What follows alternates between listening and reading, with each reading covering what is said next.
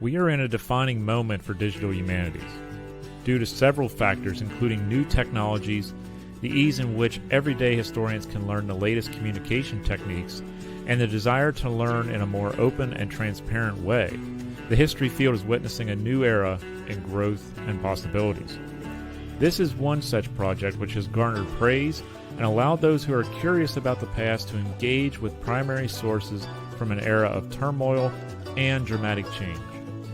Mississippi was one of the most powerful states in the Union when it seceded and joined the Confederacy. Over the next 16 years, devastating military campaigns, revolutionary emancipation, long-term Army occupation, and groundbreaking legislation redefined the state and the nation. All this can be studied in this rich collection. This is the Civil War and Reconstruction Governors of Mississippi Project.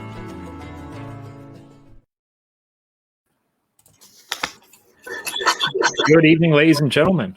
Welcome to this evening's live stream presentation here on the Tattooed Historian Facebook and YouTube channel. Thank you so much for being here. My name is John. I am the Tattooed Historian, and I am joined by three wonderful historians for tonight's broadcast on women and the war on the home front. First, Dr. Susanna Url is back once again. Dr. Url is a professor of history and co-director of the Dale Center for the Study of War and Society at the University of Southern Mississippi. She is the author of numerous books, articles, editorials, blog posts, columns, and digital history projects that share cutting-edge historical ideas and research with scholars, educators, and the public. Second, Dr. Stephanie Seal Walters is the USM Digital Liaison in the Humanities. Steph earned her PhD from George Mason and focused her studies on loyalism in Virginia during the American Revolution. On top of being a regular on my live streams, Steph has been a leader in the classroom when it comes to digital humanities, and she is a pug enthusiast. I'm always going to say that. I'm always going to bring okay with that. Always going to bring that up. Our special guest tonight is Dr. Diane Somerville. Dr. Somerville's research interests encompass race, gender, and the American South. Her first research project, which culminated in the publication of her first book, Rape and Race in the 19th Century South, traces the evolution of white Southerners' fears of black rape by examining cases of black on white rape throughout the 19th century.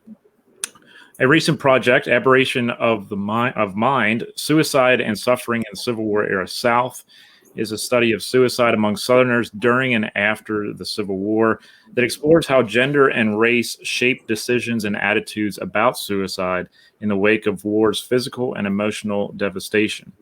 Her current project is a study of postpartum disorders in the American South. Her teaching areas include the 19th century United States, the American South, U.S. women's history, Civil War and Reconstruction, history of sexuality in the United States, and African American history. So I am outnumbered this evening, and I am very happy to have you all with me here for this fantastic discussion. Thank you for joining me this evening. Thanks, John. Thank you for having me. Dr. Url, we're back at it again, and we're talking about a very interesting topic, which I know will appeal to many people in the audience tonight and on the future podcast. We're talking about women on the home front during the secession crisis, during the war, and during Reconstruction. How has this all come to pass as far as shaping the narrative of the project? Right. So, I mean, as we get through these documents, as you know, MDAH does the wonderful job of digitizing and sending them down to us, and Mississippi Digital Library helps get all that stuff online. We're uncovering some things that you might expect from the literature, right? I mean, I think I mentioned last week, one of our assistant editors, Lindsay Peterson, sent Stephanie this great document where a woman's offering to organize a Nightingale regiment of nurses, but they do expect the pay of soldiers, and it's fantastic, right? So some of that early kind of enthusiasm. But I think, you know, two of the things that are happening as we look at the documents we're working through, and then some of the sample documents that archivists really helped me kind of find from the collection to give people a sense of what we might discover as we continue on, is this sense of frustration and anger and despair. And it's one of the reasons I wanted to have Diane join us tonight, because she gets into this so much in her book. And you're not always, I'm not seeing a lot of the image of the noble sacrifice. What's coming up in the documents is a lot of frustration and a lot of anger and a lot of just what am I going to do? That this kind of sense of just being absolutely overwhelmed. And so that's one of the things I'm going to want to explore with these documents as we get more and more transcribed. As the listeners may remember, I mean, there's 20,000 documents to get through. The first 2,000 are going to go live in June. So we're getting there. You can see the sample documents that we'll be talking about tonight at the sample document site. But one of the things I want to explore is okay, how did we get from what we're seeing in the documents to this almost Scarlett O'Hara fighter, but perseveres, and it's all worth it for this meaningful cause? Like, we're not seeing that. That's very interesting, because we hear about that so much. As I was growing up, I even heard about it, about women on the home front supporting 110% of the time, and there were instances where manuscripts came out, monographs did come out that said about the power of the women at home, and how that could appeal to the men on the front as far as either staying in the fight or going. But I didn't realize there was so much of the negative kind of ways of feeling towards the war effort early on, as perhaps there was, and some of the secession crisis, perhaps. I don't know. We can go through that in detail. But Diane, what have you when you see this, where women are basically trying to control the narrative? I guess you could say they're trying to be like, they have an opinion. Obviously, they have a political opinion. They live politics. But how does that echo throughout some documents that you have uncovered as well, that we may find in this project? So I think there's an intersection of the women that I looked at and some of the women that are being uncovered in Mississippi, and that said, my women are truly the most mentally distraught, psychologically bereft. Many of them end up in insane asylums, and some of them even commit suicide. So they are, but where I see them intersecting is this point of desperation, and that's where I see some of the documents coming through, the letters to the Mississippi governors, asking for relief, demanding relief, right? So I think that it is really important to understand the dire straits that so many of these women were in, and it makes perfect sense because, and we can talk more about this notion of paternalism, but these are women who have been socialized to believe that they are dependent and they're reliant on their husbands and they're inferior. And so when the war hits and their husbands leave them, they're like, hey, I can't do this.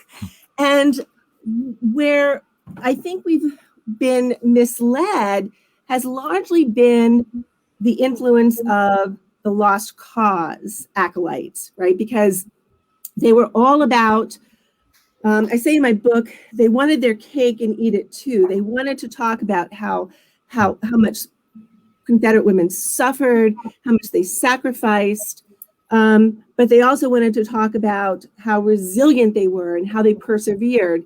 And you see this throughout all of during the war and then after in the Lost Cause. I mean, I picked one quote that I think is pretty telling. Jefferson Davis, of all people, he says, when he's talking about the women of the Confederacy, he talks about them whose fortitude sustained them under all the privations to which they were subjected. In other words, they rose above it all, right? And so for a lot of years, Mary Elizabeth Massey, who wrote Bonnet Brigades, right? There is this acknowledgement of suffering, but then they blow right past that and they move into, but they were so heroic, and we need, they were canonized basically. Yeah. So what I wanted to do is to go back to those women and assume that not all of them, sure, a lot of them were strong and capable women who rose to the challenge, but not all of them did.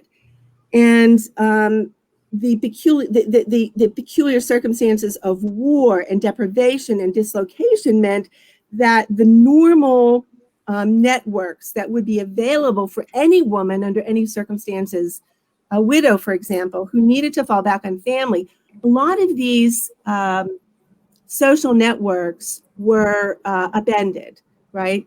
They had to fall back on neighbors and kin in times of strife, but they were going through some of the same things. And I think that ratcheted up the feelings of desperation. So you have this narrative in the historical literature. And then you had, I think, the first generation of feminist historians. I'm thinking here mostly of Anne Scott and her book, From Pedestal to Power, The Southern Lady Pedestal to Power, who also talked about how strong these women were. So you had this desire of feminist historians to see the heroic and the strong women, which is understandable. So with, I think, probably Drew Faust's work, we have the first serious interrogation of, and then mostly these are elite women. So we still have to get at middling and poor women. But she's the first one who says these women were sold a bill of goods in the paternalism bargain, that they would be taken care of. And when war came and the men went off to war and they were left with their parcel of children and having to plow, it all fell apart for them. And some of them really never recovered. Is this, I might be going off script here for a second, but I'm really intrigued by this because after the war and during Reconstruction and all that, and I don't mean to go so far ahead right now, but this is kind of an interesting point because we still hear about it, especially with the lost cause narrative. Is this part of the rise of what would become later the United Daughters of the Confederacy, where you're having the women control that narrative of what women went through during the war? Is that where that comes from? Well, it actually starts during the war. Okay. So we have the typical memorials to women. In fact, a lot of the Confederate, the literature that was really the in-choate lost cause ideology, they were starting to turn this idea that it was the women who held the country together, and it was the failing of the men who didn't do their jobs, who didn't hold up their end of the bargain. So you actually see this being played out during the war.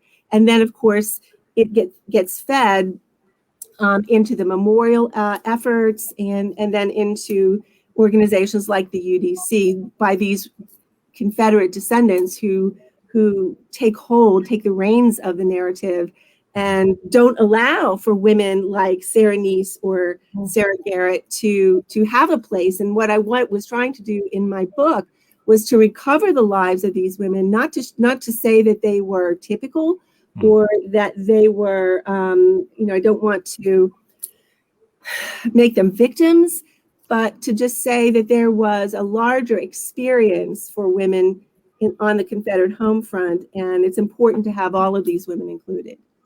Yeah, and John, I would add too, part of this just naturally happens. When you remember experiences in war and you're sharing your own experiences, rarely do you want to share your worst moments or what you might feel like were your worst moments, right? When you talk to students about, yes, it's Mary Chestnut's diary, but you have to realize it's been edited.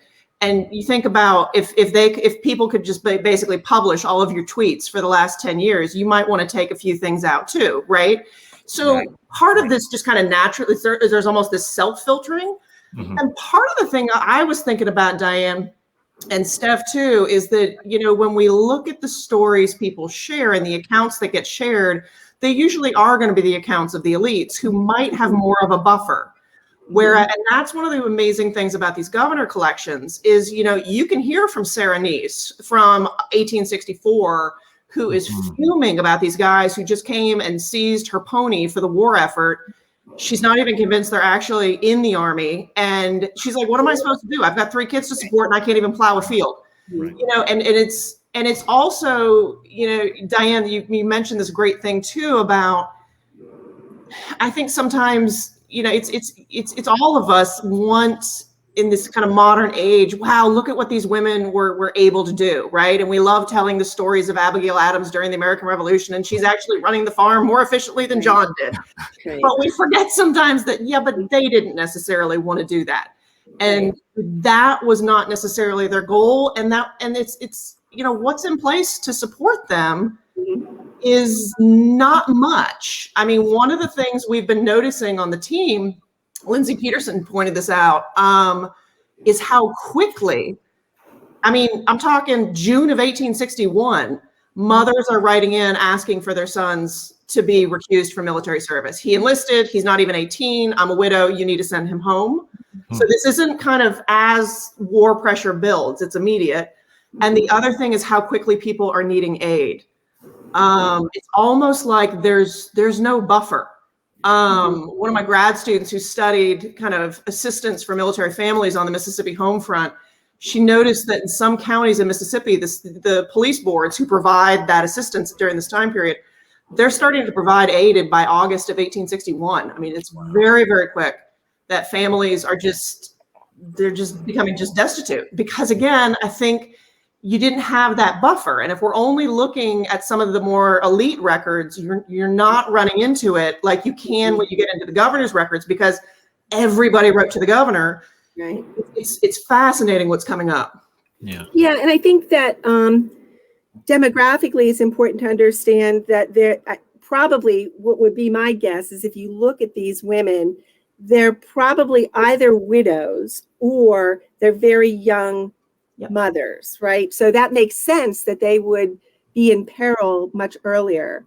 Bob Kinzer has this great older but very, very timeless study of Orange County, North Carolina, in which he talks about the high percentages of Virginia women who are actually widowed and they're young, and the majority of the soldiers and their wives have married in the 1850s. So when they go off to war, they have very little. They don't have a nest egg. They were just starting out. So when you have maybe a marriage that's only been a few years old, maybe 1 child or 2 very, very small children, these are not children who can help the mother. They are not able to go out and plow into the fields like the older women could do. And then, of course, the widows become another class that in my book, I see that they suffer emotionally at very, very high rates.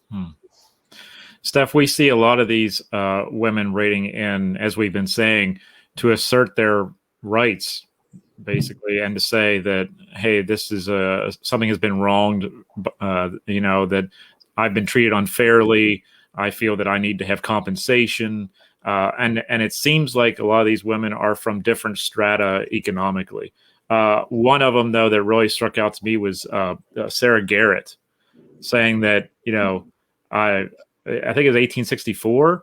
She's some of the people who she has enslaved, she just lets them go and work as tradesmen. And Mississippi apparently doesn't like that and wants to clamp down on that. And then you see other women who are from the yeoman class writing in and still doing, as we've been saying, asserting their rights. What were some of the people, some of these women who really struck out to you, who were like, they're not afraid to ask and seek what they need? Yeah. One of the people that I did background research for this podcast that poor Susanna's had to listen to me talk about many times because there's just something about her. In one of the people that I'm most interested in looking in is Caroline Burns. Caroline Burns is about a middle-aged woman. She actually enters the Civil War as a widow.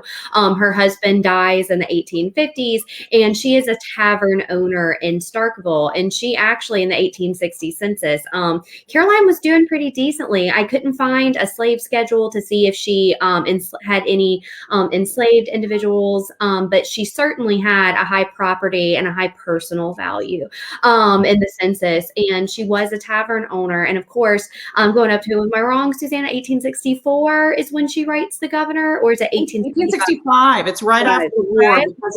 because it's a tax that basically gets passed on wartime earnings. Yeah, so she's upset that she's about to get taxed, and she owns this tavern, and she actually writes to the governor, and she says something to the effect, she's like, I can't pay any of my bills, much less taxes. I have this tavern. I'm not making ends meet. I feel like I'm going to lose everything. And she's been running this place by herself long before the war started. So she is kind of an independent businesswoman who's been making things work. All of her older children, it doesn't really look like anyone but one of her daughters is helping her run this tavern. And so she writes him and she says, I can't do anything. Please don't make me pay this tax. And we don't really, do we have a response from the governor on that one, Suzanne? We don't have a response yet that we've been able to see, but because sometimes there'll be a little notation at the bottom. Yeah, and there's not one on this. Right. But the thing that I loved about this one is, she makes it very clear that, by the way, I have paid my taxes annually, on time, in full, that I'm a good businesswoman. It's been it's a rough year kind of a thing. Yeah. But Susanna, what she also says is, and this probably of all of the sample cases that you shared with me, she said she bolsters her case by saying that she has been she has paid her dues in the past and fulfilled the responsibilities and duties of a good citizen. Yeah. You don't have women referring to themselves as citizens. Oh gosh. Right? So before the war, citizens were men. Diane, how did I miss that? That is fantastic. If you look at, like, Stephanie McCurry talks about this, and she says, really, like, they because her argument is that the war gives these women a political identity and a political voice. They don't call themselves citizens or anything like that, but this woman does. So I think that's particularly telling about her expectation is that, she has sacrificed and this government owes her. And she has done everything that has been asked of her as a good citizen. Yep. Yeah, that I never even considered that. So that's I know. This is a fantastic find. yeah, that's fantastic. The other thing that I wanted to think about was unionist sentiment among some of the women themselves, and we see this in some points going through the documents. Was it an early thing, or do we see women who are just sick of this whole endeavor and they're like, I wish this never would have happened, we need to face facts or whatever else? Because we do see it with some of the men in the ranks. Do we see it with the women who are on the home front saying, A, I didn't like it in the first place, or B, just get this done and over with, and let's I want him to come home, or I want my compensation from the government. So far, and I need to kind of do that with the asterisks there. We're about 2,000 docs in, but so far what we're seeing is more dissent, frustration than overt kind of political positioning of pro-union sentiment from women in the documents. It's a lot more about the challenges and the tensions and the burdens that are being caused by the war effort. Mm-hmm. So I would categorize it much more as dissent than overt unionism. But you do, I mean, dissent can be a powerful thing though, right? Where you see some of these documents where Confederate officers are writing in, they're like, we're trying to round up these deserters in Madison County and nobody is helping us. They basically are siding with the deserters. Mm-hmm. So it's not necessarily overt unionism that you're seeing in these cases as much as they're clearly not seeing the purpose of the Confederate war effort though. Mm-hmm. Yeah, there was an interesting point that we made about a year ago on a live stream. I was talking to Dr. Peter Carmichael about his latest book, and he talks about one of the deserters from a North Carolina unit after Gettysburg. And he's basically receiving letters from home, saying about how hard it is back home. But then his brother is also killed with him on Culp's Hill, and he has to take his brother's body home, and he never comes back. He's like, I'm just done, and everything else. He goes back to the Army later on, is shot for desertion with like 12 other people at the time. And according to him, then in layman's terms, one of the newspapers in Richmond basically says, the women are writing to these guys saying how hard it is back on the home front. We need to figure out how to stop this. And they basically blamed, quote unquote, some of the women for that, telling them how hard it was, like in North Carolina or whatever other state there may be on that. And it really kind of stuck out to me because it shows the power of the women back home, when even the media at the time sometimes slips and puts it into the newspaper, that the editorials they're mad about this whole thing. And they're putting in there that they're basically, quote, blaming the women on the home front for not being strong enough at times. And that's a really striking thing to think when they have no political power at the polling place, but they have political pull at home. And oh yeah, I mean, this is what Stephanie McCurry talks about in her book, and Ann Rubin got into it. Amy Taylor has the idea that women wind up having enough power to demand county and state level support that was promised, but wasn't actually being delivered. And yet they're going to be able to create enough pressure to do this. You can see Senator Wigfall saying the same thing about Texas families back home, that, the women need to cut it out. But you also see this in times of war, period, right? I mean, this is why we have censorship, with military males, is that, the male, let's not say too much. It's partly about security, but it's also partly about morale. Yeah. So, and it's just, this is why wars are not fun. It very quickly goes from a moment of dramatic heights of almost this kind of patriotic fervor to the brutal reality of what war is and what war demands of people. And you see this very quickly, I think, in almost kind of every war I've studied. Mm-hmm. What's different though is, I think, the ability to let us hear it from people who you don't traditionally hear from, right? It's not that, we talked about this before. It's not that they've been silenced. It's just, you can't get to all the voices. You can't hear all of them. Mm-hmm. And when you can start to make these readily available and you can easily search through them, you're really going to start to hear and be able to uncover things that we really hadn't understood before. Right. That's the power of the project, right? Is that, Steph, you're going through all these documents and you're looking at them and they're being scanned and they're being transcribed, and you could literally see the strata of different citizenry at that time, if you will. And you're not just reading the Mary Chestnuts, and you're not just reading these other women's diaries, which just happen to be published. These are letters like we would send today to an elected official, like an email, and you're not going to write that the same way you're going to write a memoir.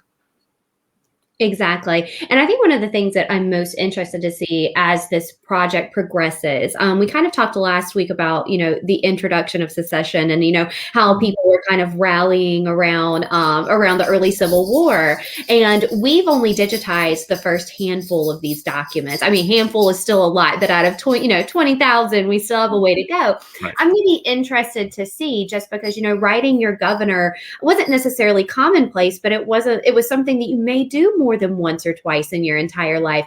And I'm interested to see, you know, if or whether or not we do have Mrs. J.O. Smith make an appearance again, who she was our lady from Vicksburg last week. Once again, came into the Civil War widowed. And she was a nurse and asking to be shipped to Virginia because she wanted to serve as a nurse and had a bunch of other widowed nurse friends who wanted to join her and was asking how she could get there. And I think it's going to be kind of interesting to see as we go through these documents and we transcribe more. Do we hear from Mrs. Smith again? You know, are they still kind of rallying behind this cause that they were in 1861? Is she going to pop back up, say, in Reconstruction, writing the governor? And is, you know, how's she feeling about the cause, you know, at that point? Yeah. So it's I think that's something that we're going to be able to do with this collection that is invaluable. Yeah, because you've gone through 10%. Yeah, I mean, it's a lot. And I don't think, I mean, have we, Suzanne, at this point found many duplicates of citizens, not necessarily military officials or political officials? I mean, Yeah. Mary Jones. Yeah, Mary Jones. And I love that in the second, you know, she's just getting increasingly frustrated. You know, I try to get assistance as a military widow in Natchez, and they keep telling me that because I came down from Yazoo City, I've got to go there. But you told me to go to Jackson. I went to Jackson. You know, it's just this, oh my gosh, will somebody help this poor woman? Her second letter, though, it ends with this. I was thinking about a lot of what you were talking about in your book, Diane. It ends with this very, she's very much part of this patriarchy, right? Where she's seeing the governor, she's positioning him almost like this father figure who needs to protect her. Sarah Hogue, one of our grad students, was the first one to kind of note that as we were working with that document, that it's almost like she's frustrated and she's being forceful, and then she's kind of pulling back on it, in part because maybe she does not want the responsibilities that are on her, but also because this is how she operates. This is how her world works. The men are supposed to protect her. And, you know, her father is a judge in Alabama. I mean, she looks like she was potentially well off. Her husband, Steph, didn't you find he was an overseer, if I remember right? Yeah, he was an overseer. Yeah, in Natchez, and you know, they don't have their property and real estate values, but they do have all the neighbors around them were very affluent people. And so you would think, you know, she had some connections, but she does not seem to. And so she falls back on this needing to be protected and basically calling on the governor to protect her. I definitely think that one of the themes that jumps out at me is that these women have an expectation that the Confederacy owes them. They say, in fact, it was Mary Jones who talks about her husband who had sacrificed himself, and it's very poignant. They did not tell my dear husband that I should beg from door to door when he went to fight for his country. No, he sacrificed everything he had. So she is saying, you owe me. My husband gave you his life. Yeah. And now you have to take care of me. And one of the questions I had was, I wondered whether these women actually drove the states to develop policies of social welfare, or whether they were in place. I couldn't divine that from the letters, but I wondered if they were actually the driving force behind some of these relief efforts. I think you can definitely say that. I can't speak for, you know, every southern state, but I mean, if you look at Mississippi and how aid is provided at the time, it was the county level matter. It was handled by the local police boards, and they basically kind of would visit your house and see what your condition was and decide if you needed help. By the way, for folks listening, if you ever want to see those records, Family Search has a lot of those. They've all been digitized.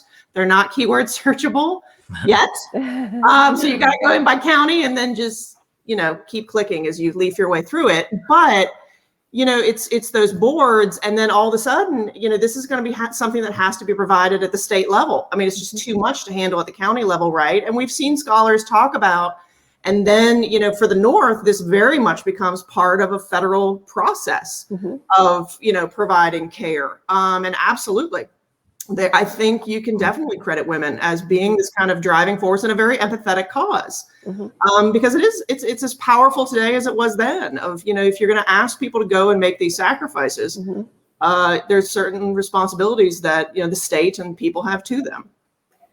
And so one of the questions I think that more documents later on in your period will show or not is the extent to which this politicization of women, this new relationship that they have with the state, has longevity. How does that translate into the post-war years? Do they all fall back and it's business as usual, or is it transformed into some kind of other kind of agency? Is it in fact, I mean, part of the lost cause, the UDC? Is that how they channel their advocacy? Right. I think some of it's what you talk about too, Diane, where it's they can't fall back because so many of the men either don't come home or they come home, but with injuries that prevent them from, you know, providing as they had before the war. And so whether women want to maintain this kind of engaged role, at least, if not in politics, at least economically, it's whether or not they want to do it, they have to do it. And they're having to kind of restructure families, you know, kind of combine, you know, sisters and children living together, you know, but it's one of the things that I'm the most interested in these documents is this whole thing about, well, and then the war ends, the men come home and the women go back into the household. I'm like, that just doesn't happen when you have 750,000 casualties, you know, or excuse me, deaths. And then you have more from wounded and missing. So, you know, I think what we're going to find is a lot of Caroline Burns.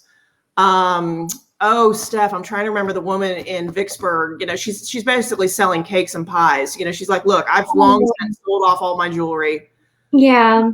You know, again, it's one of the tax complaints. She's like, you know, my tax is higher than my entire store is worth. And, you know, and she has people documenting this for her and all that. But again, I don't know that she wanted to remain engaged as a breadwinner, but she has to. She has no other choice. I was wondering about that too, with the devastating loss of life. You know, you said 750,000 deaths. That's not including people who were maimed or anything like that. Coming home, and I immediately went to the World War II era, because it's like you hear about women in the workforce, and then they move supposedly back to home and become home builders and all this stuff. And it seems like you can't really do that when a whole town is basically takes 80% casualties in the war as far as the male population is concerned. You're not holding that job for someone to come home to now. You have to take that job or that position on the farm or whatever it may be. Plus, they lose their enslaved population. They're no longer enslaved. They're freed peoples now. So someone has to go out and work in that way too. So not only do you have the loss of the white male population, you have the loss of that as well. And so the economy needs to be rebuilt. And hence, well, this is Reconstruction 101. But you know, kind of like there's no real way to hold a place for the man to come back to and say, okay, here's your old job, or here's whatever, because they're either dead, maimed, or something else. Right. And if you think too about kind of the way the world in which they live has totally changed. I mean, if you think about how important marriage is, right? And the protections, not to mention the burdens, but the protections that kind of come with marriage in the society when you have such a devastating loss of the male population, right? I mean, I was just talking with our British historian this week who was talking about what were called surplus women after the First and Second World Wars, because, you know, there's all these women at home and these men, and the women are not marrying. They're not entering the life that they were raised to enter. And that their society is really kind of structured around. And so it's interesting when you think about how many challenges they're going to have to navigate in this totally upended world. And then one of the other things that I'm really hoping we're going to be able to investigate is now, how does this play out for African American women? There are very few, you know, free blacks in Mississippi before and during the Civil War. The vast majority of the African American population is enslaved. And, you know, how is this transition going to happen for freed women? and kind of how are they going to be able to navigate this? And again, because their world, is just as upended and even more with all of these, Jubilee-like opportunities, and yet a heck of a lot of burdens. Mm-hmm. Wouldn't there be a trust divide there post-war where newly freed peoples are like, I don't know if I could trust this system just yet, so I'm not writing to the governor. I'm not writing to the government of the state, or they may just leave, and that may leave a hole in the research. Or it depends on who's governor. If it's if it's a Union general like Adelbert Ames, they might write him, right? This is a Union officer. This is the son-in-law of Benjamin Butler, so maybe they'll write him. Diane, you had commented earlier that we can also piece together records from the Southern Claims Commission, Freedmen Bureau records, Freedmen Bank records. There's ways to get at this. And so my dream long term is to be able to connect governors' projects like ours, like the one that's being built in Alabama right now and Kentucky, but also to connect those with like the Smithsonian's efforts to transcribe the Freedmen's Bureau projects. So, could we, do searches for the people in our collection and see what the Freedmen's Bureau records are pulling up as well? Hey, we're trying that with subject tagging. So that's something we might be able to do soon. Yeah, one of the things that we do at CWRGM is not only do we transcribe everything, but we subject tag everything with Library of Congress subject tagging protocols. So at least we are using a lot of the same subject tags that other projects are doing. And so hopefully one day we'll be able to cross-reference with other major projects. That's what really interests me as well. The subject tagging is huge with digitization because it streamlines everything, and you can get right to the heart of the matter very quickly. It's accessible. Everyone wants to have quick accessibility right now because we're used to getting it on the phone and thumbing through it literally and finding what we need. So digital history and digital humanities in general has really revolutionized this process, which I'm so glad that many people are going to be able to help out with the project. And I hope many people here in the chat and listening on the podcast later on go to the website, because they're going to need help with all these documents with transcribing and all that. And as I said last week, I always keep my reading glasses handy because some of these letters, wow. I mean, it's just crazy. But being able to see the primary source for the first time and being able to give it light and have the ability to put it on the world stage, literally on the website, that's a huge endeavor, not only in time, but it's a huge endeavor for legacy of the state and these people of the state. What has this experience been like to put these women on the world stage for the first time? Because these women have maybe never been heard before, or maybe only a couple because someone found them in an archive. This is a totally different ballgame now with digital humanities. How has that been personally for you in this project? And I'll let anyone take this, because you all have worked with primary sources, you all have worked with digital resources, and I'm the only man on the panel tonight, so I'm going to sit back and listen. Good job.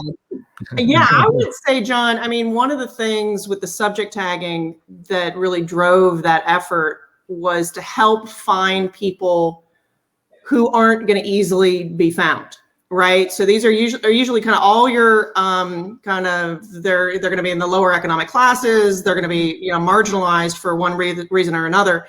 And so we started creating these tags that would help you find, military families, would help you find widows that are going to collect the documents tied to lunatic asylums.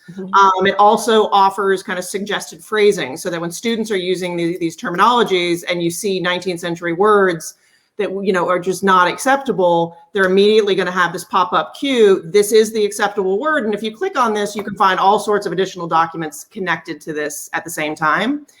So, I mean, it became, my first book was on Irish Catholics in the Union Army and understanding kind of the motivations behind their military service. And that's another group that it's really hard to find records that aren't military records or letter collections from soldiers. When I was trying to get into, but what happens to their families? Again, this is just something I tend to work in, you know, what happens to the family as a result of these heroic or these sacrificing or these dramatic stories that we are drawn toward. You know, you don't want to forget the cost that is involved in that. And part of it, you know, comes from, you know, kind of coming from a military family background, but also just wanting to find these experiences that you can't find. And so, yeah, it feels incredibly good to be able to be part of something that's not only going to get this stuff up online, but get it online in a really organized way so that people can actually make sense of it and find what they need to find. Like if you're interested in what happens to the criminal justice system during the war, like who is getting charged, what happens during Reconstruction, like who's getting charged for what, and how do the charges differ based on race, based on gender, based on class, we're going to be able to help people kind of quickly sort through that. So yeah, it feels really good.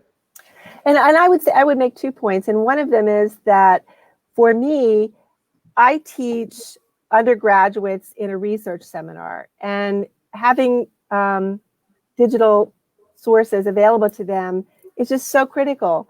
They would never be able to do any primary research in Mississippi, right? But now I'm going to be able to point them when I teach my Civil War seminar for them, that they're going to be able to go to these records and learn a little bit about Mississippi and its history. The second thing I would say is that for me, I have a penchant for doing social history. I really enjoy uncovering the lives of men and women who aren't elites, who don't hold office, who don't author memoirs. And so this is a wonderful access point to read about Mary Jones and Sarah Neese. These are women who, this may be the only point in the historical record, the official record, where they've left a thumbprint. So I think for me, that's the real, one of the great aspects of this project and others like it, is that we can see what it's like among the middling folk. And we learn about what their struggles are like and how those differ from those of the elites. Steph, how about you? Oh, I'm just saying, especially with my students, because right now, like I told you last week, I'm teaching a Humanities 402 502 class that have strictly been working with CWRGM documents.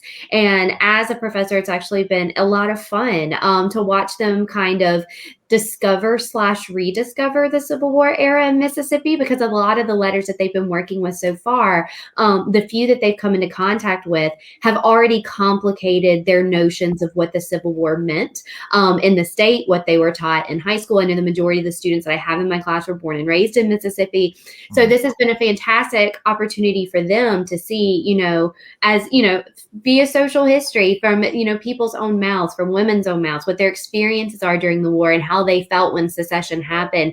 And so, beyond a digital perspective, from an educational perspective, it's been fascinating to see the light bulb go off and realize, sometimes grand narratives are a little too grand. And this is what real life was actually like. And the students are already responding to it. And it's been phenomenal. And Steph, I mean, with your work with loyalists during the American Revolution, again, these are the kind of the portions of the population that, as people are making the decisions of what to preserve, these are usually the records that do not get preserved. It's either a story that people don't maybe want remembered, or they just view it as it's just not important. And so the crazy thing with these governor's records is that, Mississippi, mandated for the state archive to really preserve these. It was actually kind of part of a lost cause effort. This critically important story of the Confederacy, and in the process, they're actually helping us dismantle the lost cause. Irony lives. Yeah. Especially the women's letters. Yeah, especially the women's letters. Yeah, but it's also letting you hear from people who are a lot more maybe like you than what we traditionally hear from, because it's elites who preserve their records, or others value their stories. But I've often said it's so the much more common experiences are going to be from the middle and the lower classes. So this is really going to let you hear from those experiences. Yeah, and someone like me who's a full-time digital historian in a different vein, doing it via social media, doing it via live streams and other places. This opens so many doors for people like me who are trying to get the information quickly to disseminate it out to a large audience in a quick manner, who are seeking it very easily and want it put in layman's terms, basically, if I can use that term, because it's reaching a very diverse audience. And so when you have all this stuff digitized, it's like you could showcase the digitized record and then be like, what's this backstory behind this, and why, who's the audience that this letter is supposed to be going to? Because when you're reading a memoir, it's for a certain audience. When you're reading this letter, it's for a different audience. Yeah. And how does that coincide? It's almost like running a classroom, on social media in that way, where you allow people to really think and get outside their comfort level. And I can't imagine, when you're in the classroom, like Steph just said, with someone who's learned this time period a certain way, and then all of a sudden you put all these documents in front of them and you're like, well, hold it. This is what people like you and I were saying, where they're serving in the military, there are women on the home front, or whoever may be, someone who was a freedman after the war. It has to be just jaw-dropping for a new generation of historians, because this project is going to impact, and others like it are going to impact so many other generations to come. Oh, absolutely. I mean, one of my dreams is that, you can take a county in Mississippi and, okay, here's the Confederate monument and here's what it says on the Confederate monument. Now look at all these letters that came in from that county during the war. And, if you do it, for example, where we are, where I am in Forest County, there's this, number one, there was no Forest County during the war, but it's okay. It's basically people of the region. It's a classic monument, the noble sacrifice, basically everybody doing what they needed to do for the cause, that completely ignores the fact of, Jones County right next door, actually portions of it, of not only dissent, but kind of armed internal revolution of, these documents from the women who, we're not just doing the noble sacrifice. There is a lot of anger and a lot of demands. And so I would love to see school groups, whether it's, secondary students or college and university students, public, community groups, get in there and get into these county level records and kind of look at how the war gets publicly remembered, and then try and unravel, okay, what happened? Like, how did that memory get so convoluted along the way? Yeah. Couldn't you imagine putting these primary sources next to the speeches that were given at the monument dedication, and being like, spot the differences? It'd be really interesting to see that. Absolutely. That's fantastic. I really appreciated the story of the Bonnet Brigade women, because it's like they want equal pay for equal work, and it's like, that's fantastic. 1961, we're thinking about this. Let's do it. I know. I think we're going to have to add the Nightingale Regiment to the sample documents. Yeah, Nightingale Regiment. I really enjoyed that. That's fantastic. Any last words about this particular part of the project at all? And I'll go around one more time, because this is fascinating to me, because I've mainly studied the men at the front and heard of the home front stuff, and I've recently learned within the last 5 to 10 years about how women at home could change the course of desertion rates and stuff like that. And I've been just fascinated by it, and now thinking about how we're going to go into Reconstruction with it is even more fascinating to me, because as we've said in previous live streams, it's been tough to get the Reconstruction stuff even out there into the traditional sphere of the history world, especially when it comes to public schools. So this would be a brand new thing for a lot of us. Is there something that, really stands out for the Reconstruction era, perhaps, where you're thinking about maybe claims of damage from the war or something like that, where the women are the ones writing in and saying, I have the power now to get this done, and I need this done? Right. So we're definitely seeing so far, and again, remember, we're just kind of picking out some sample documents of the Reconstruction period. But what we are seeing are those kind of demands that, that I can't pay this tax. You've got to be kidding me.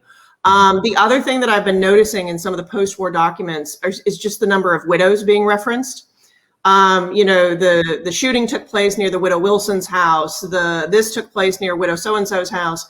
And I'm curious to see, again, this sense of, just how revolutionized these women's lives have been by the deaths of so many of these men. But I don't know. We're going to have to dig in to see, well, I don't know. He might have actually died a year or two, earlier. I think the parts where the documents are helping us challenge the historiography and maybe forward what we think we know is, again, the very early demand for assistance, and the very almost immediate demand for men to be sent home. Basically, it's a lot of mothers, a lot of widowed mothers with sons that, I told him not to enlist. He went ahead and did it anyway. You need to send him home, kind of a thing.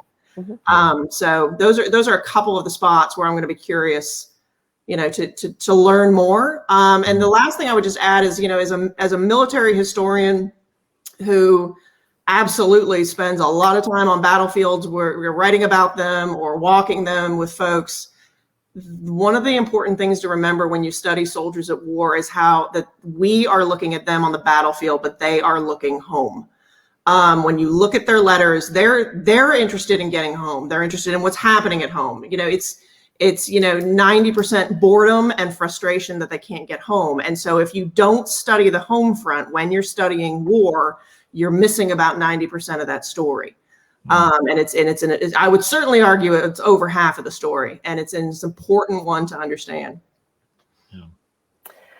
I would suggest that there's probably two areas where you're going to find some good documentation for in the post-war period. One is nationalism, and I know you have Ann Rubin coming up in a couple of weeks, but that was the other thing that was running through these documents was, okay, now that we know that these women are challenging the Confederacy, what does that say about their commitment to nation? There's a very healthy debate about this. So I think that you'll get more evidence that will help us answer questions about the level of their commitment to their nation.